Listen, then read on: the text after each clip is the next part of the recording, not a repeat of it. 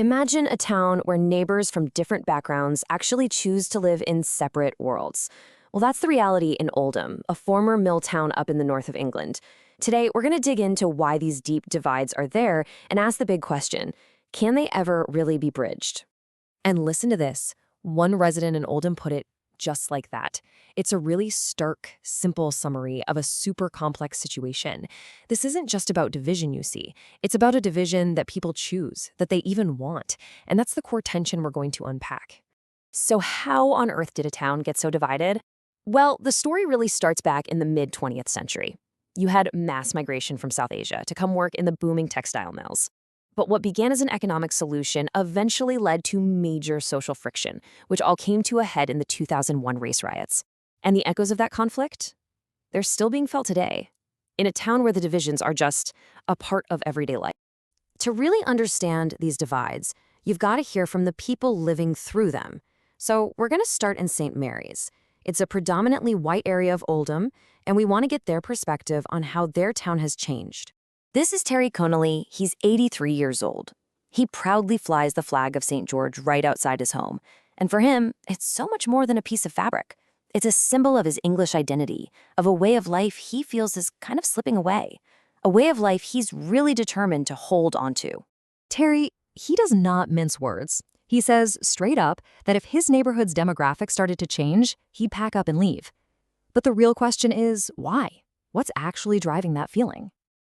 A reporter on the ground actually asked him to get specific. I mean, it's one thing to talk about change as this big, abstract idea, but what does it actually mean for someone like Terry, day to day? And his answer was, well, it was surprisingly specific. It wasn't about politics. It wasn't about economics. It was about the smell of cooking. For Terry, that one simple sensory detail represents a cultural shift he is just not willing to accept. It's a pretty powerful reminder of how personal and how visceral these divisions can really be. Okay, now let's head just a few minutes down the road to Glodwick. And it's like a different world here. It's predominantly South Asian, and the reasons people give for living apart, well, they're framed in a completely different way. So in Glodwick, you'll also hear this term segregation by choice. What does that actually mean? It's this idea that people aren't being forced apart. They are actively choosing to live in communities where they feel comfortable, secure, and like they belong. A shopkeeper named Ratif Hussein puts it perfectly. For him and his neighbors, the motivation isn't about excluding anyone. It's about seeking safety and community. It kind of echoes that desire for a familiar world we heard back in St. Mary's, but it's coming from a place of needing to feel safe, not from an aversion to something different. When a group of young Asian men in Glodwick were asked why they think white people have moved away, their answer was pretty blunt: fear. They believe white people are scared they might get attacked, but they add this little condition. It would only happen, quote, if they mess about. It's a perspective that really shows you this tragic cycle where fear just keeps feeding more fear. So with this massive gap between communities, what's the path forward? Well, in Oldham, they're trying something pretty radical. It's a bold experiment, and it starts with the next generation. I mean, how do you break a cycle of separation that's been going on for generations? For some people in Oldham, the answer isn't in politics or new policies. It's in the local school system. The plan was simple, but wow, was it audacious. Waterhead Academy was created as a deliberate social experiment. They literally took two schools, one that was almost all white and another that was predominantly Asian, and just merged them into one. The whole goal? To force integration where it just wasn't happening on its own. And the school's mission goes way beyond just academics.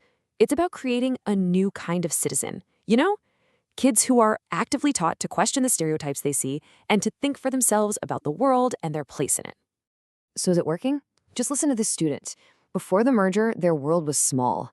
You know, it was just our way of life.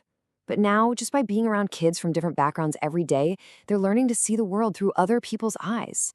I mean, that is a huge shift in perspective. But as amazing as a school's experiment sounds, it's up against a massive challenge: the world outside its own walls. What happens when the open-minded vibe of the classroom crashes into the deeply held traditions of home? Just try to imagine being 14-year-old Sana.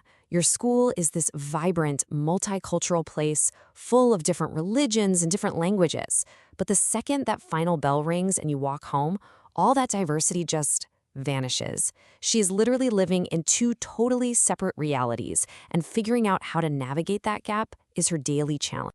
And this tension just completely erupted during an interview with Sana's family. Her mom, Tyra, was asked a simple question.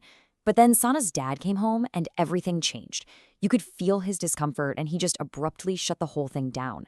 It's a really raw, unfiltered moment that shows you just how deep these cultural divides run and how the world at home can push back against the changes happening at school. So, if this isn't an overnight fix, how long is it going to take for a town like Oldham to really, truly change? One resident offered a pretty sobering prediction. The feeling is that real meaningful change is going to take a while. It could take another whole generation, until the kids who are at Waterhead Academy right now are adults, making their own choices about where to live and who to live with. This isn't a quick fix. It's the long game. And, that's really the question at the heart of Oldham's story. The experiment at Waterhead Academy is planting seeds of change for sure, but are they strong enough to break through the concrete of this voluntary segregation? Can a new generation really choose a different path from the one their parents are on? It's a question Oldham is wrestling with, but it's one that you can hear echoing far beyond this one town, in a world that feels more connected and yet sometimes more divided than ever before.